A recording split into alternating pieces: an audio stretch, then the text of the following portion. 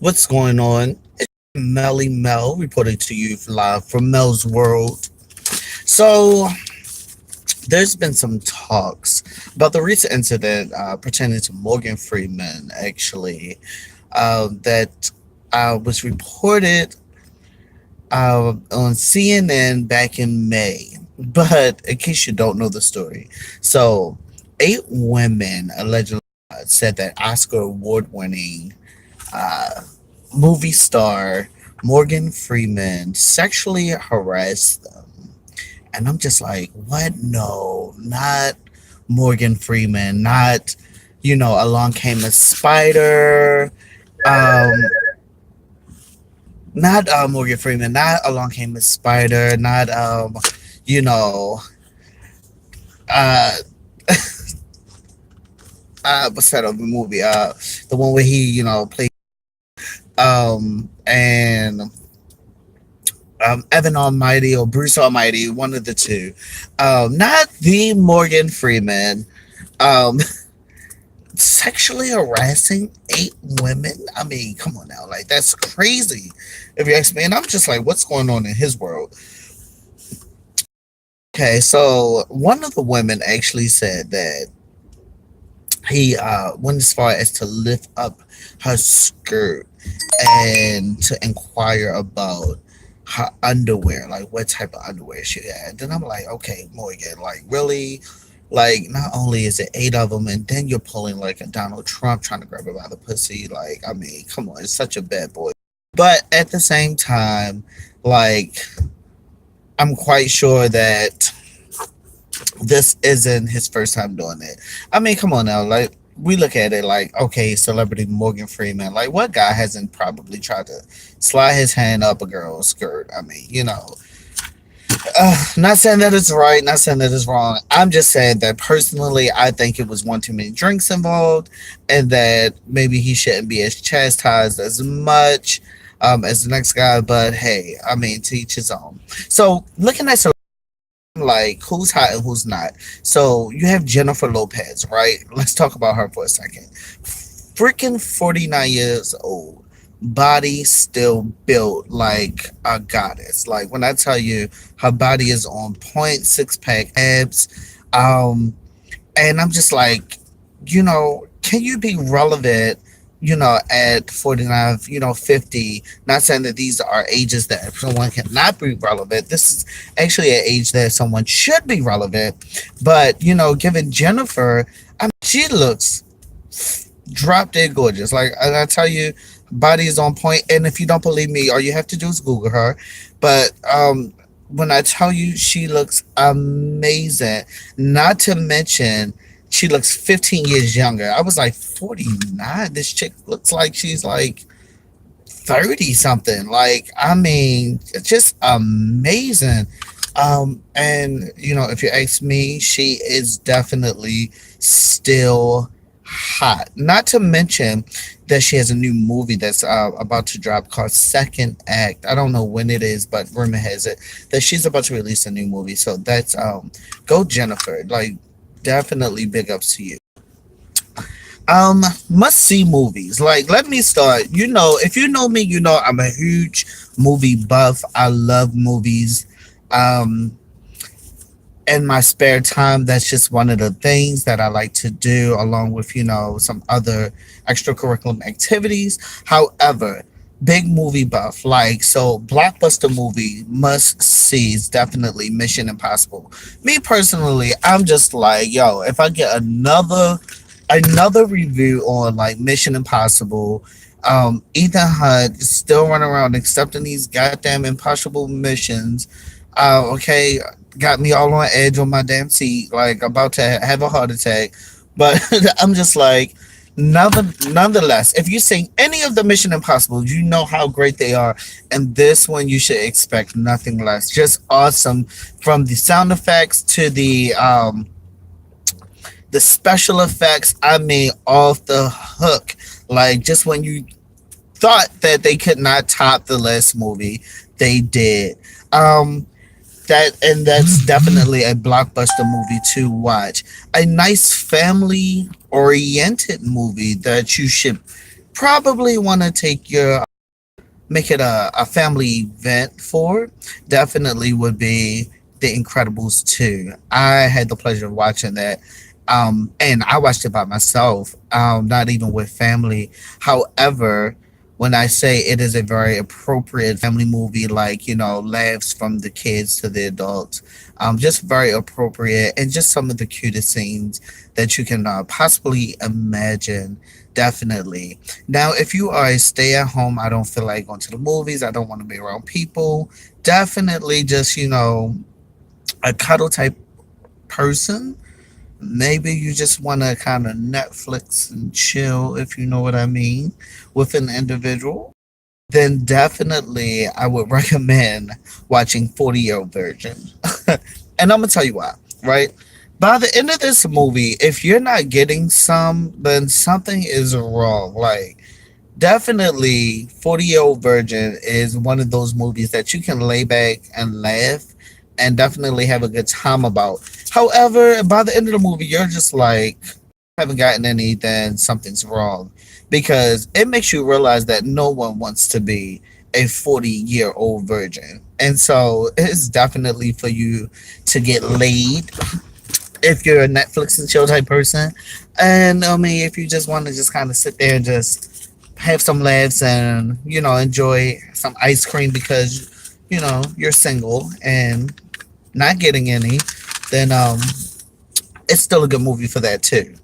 But let's move on. Okay, right. So my segment on Freaky Fridays, right? So there's this whole Freaky Friday movement type of ordeal that's going on, that's happening. I guess people want to thank Chris Brown for that, as far as his song, like kind of just like up and at it and moving about, right? My Freaky Friday portion is dedicated specifically for myself, where I share a hot story or a hot date and even some sexual advice. And I elected this segment to do a segment on pornography, actually. So I'm an active believer that porn is actually healthy for people, that porn is something that a person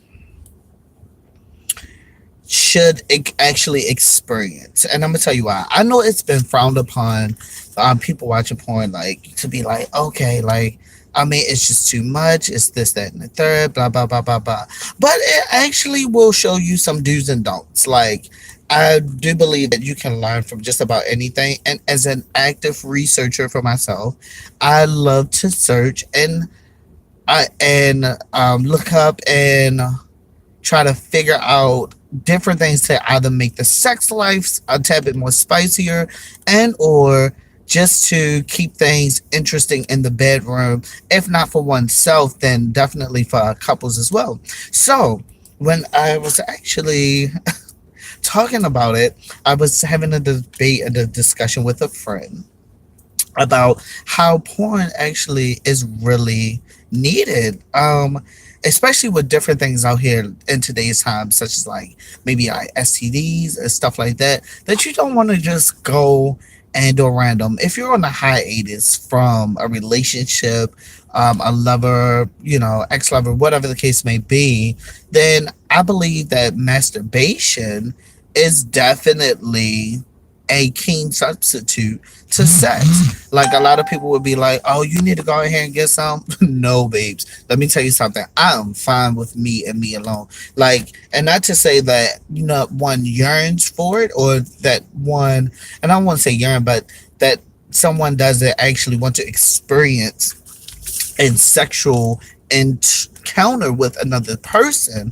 However, it is a lot safer to just sometimes lay back, watch porn, rub on yourself, and enjoy life. Like, seriously. Um, and me being a person that has actually worked in different facilities when it comes to uh, health, I definitely am a keen supporter of masturbation because masturbation is definitely healthy. Like just a few fun facts about it. It reduces stress, which who doesn't go through that, right? It helps it helps you to sleep better actually, once you just release that stress and you relieve the tension, and or whatever you want to call it, then your body is more prone to sleeping better. And this is not something I'm making up. If you ever doubted anything that I'm saying, then you can look it up for yourself. Definitely. I do support that. I do support research. Okay? But it also improves your self-esteem and your body image. A lot of people may feel like, "Oh, don't nobody want me because I'm just getting older, or I'm just don't nobody want me because I'm whatever the case may be, however you may feel about yourself, you actually taking time to get to know your body and know yourself promote sexual health, promote sexual awareness. So I'm definitely a big advocate for that. And it also strengthens muscle tone and the pelvic and anal region. So we won't talk too much about that, but yes, masturbation does actually strengthen your muscle tone and your sexual regions. So remember that. Let's get past that, right? Okay, all that talk about sex definitely just brought me to my little snack time. Okay, where I'm ready to eat. So, in our celebrity beef, like we have today, Bobby Brown versus Kanye West. Like, what in the hell was Kanye thinking? Like, Bobby Brown said, like, yo, on site, if I ever see Kanye West, I'ma slap the shit out of him. And I'm like, Bobby, what? What is going on? Like, what do you mean you're gonna fight Kanye West for what? So this is the scoop, right? Kanye West took a photo of the late, God rest her soul, Whitney Houston, the 2006 bathroom photo where Whitney Houston was found in the bathroom with drug paraphernalia, right? He takes it and he uses it as a cover album. So I'm like, we all know Kanye West has problems, right? Like, whoa, you just took Whitney's Houston bathroom photo of drug paraphernalia surrounded, like, who wants to even be seen like that? Who wants to even know her? Regardless of what Whitney may have done in her life, you take that photo and you use it for a cover album. Mind you, that's the one he's doing with Drake too. So in case you don't know, it's the cover album. I know that Drake's involved in it. Blah blah blah blah blah. The Pushy T's album, something like that, right? If I'm saying it right, if I remember correctly. However, this album, this photo, he pays 85K for it, like $85,000 for a photo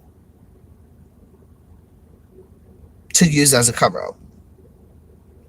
I'm just like, I don't even think that there is any amount of money that somebody should be paying to disrespect an artist to that magnitude, that level. Like the picture where she was found, like you use it as a cover album on a photo, like just disrespectful. Kanye really needs to do better. Like just a mess in this totality.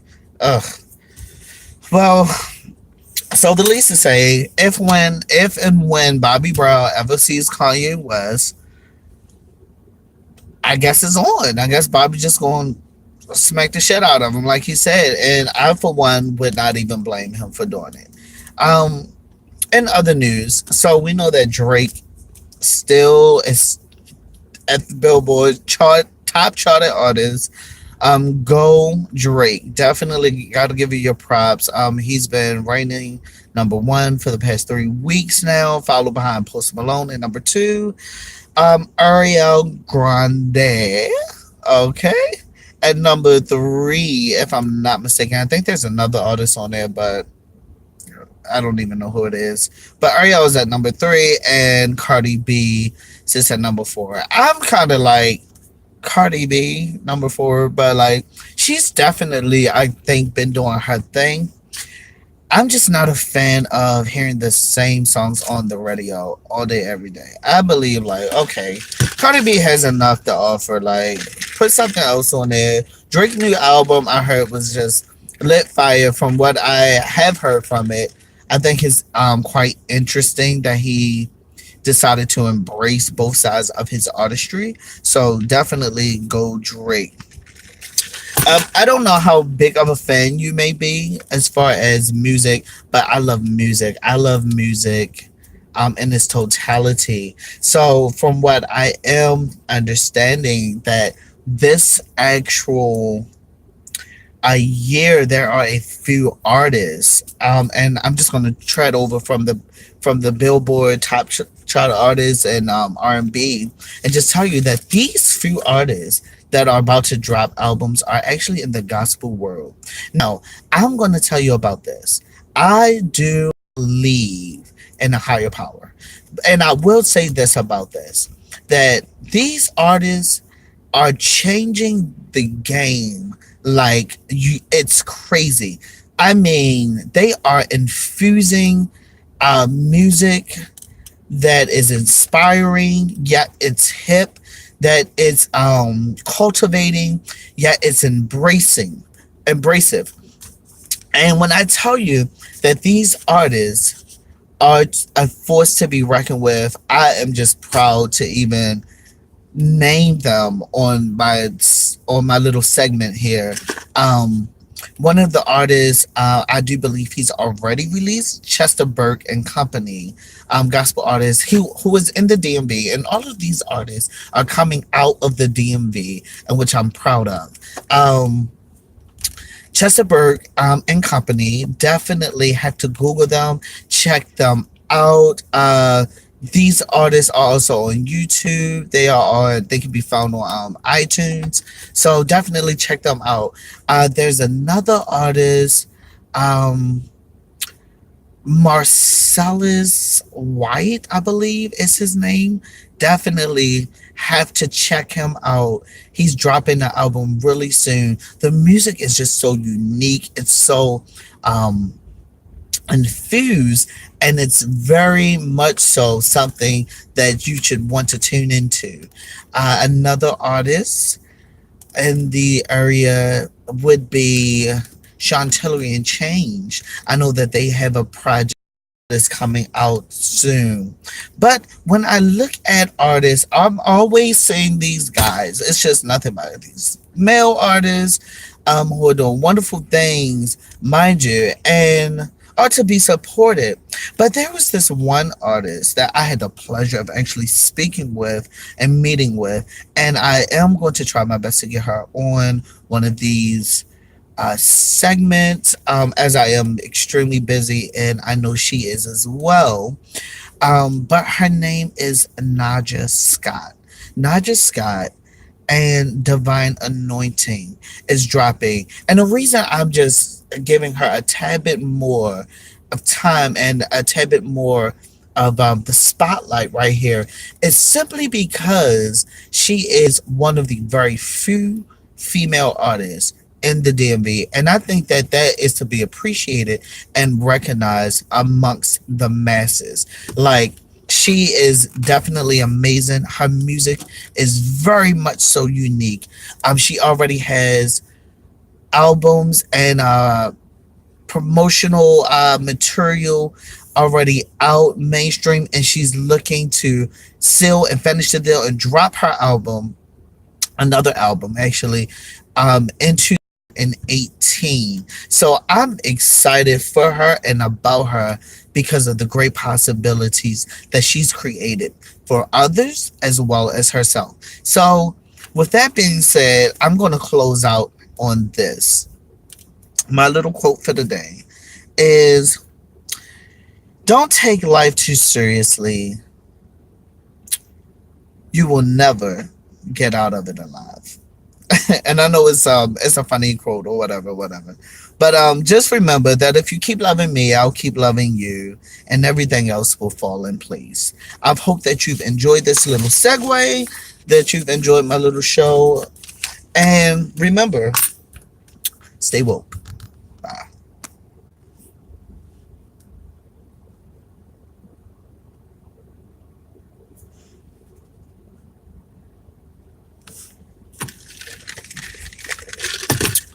Oh,